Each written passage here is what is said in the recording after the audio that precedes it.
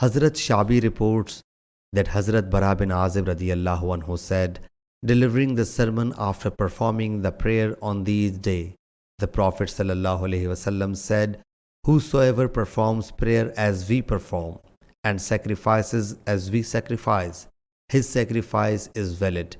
And whosoever sacrifices before performing the prayer, it is done before the prayer, so his sacrifice is not valid. Hazrat Abu Burda bin Niyar, the maternal uncle of Hazrat Bara radiyallahu anhu, said, O Allah's Apostle sallallahu alaihi wasallam, I sacrifice my goat before performing the prayer, knowing it well that this is the day of eating and drinking, and I intended that my goat might be the first to be slaughtered in my house.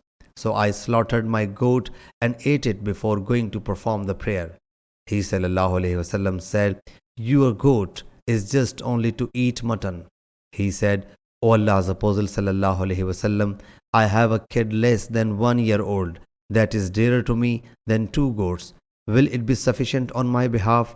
He sallallahu alaihi wasallam said, yes, but it will not be sufficient for anyone else after you.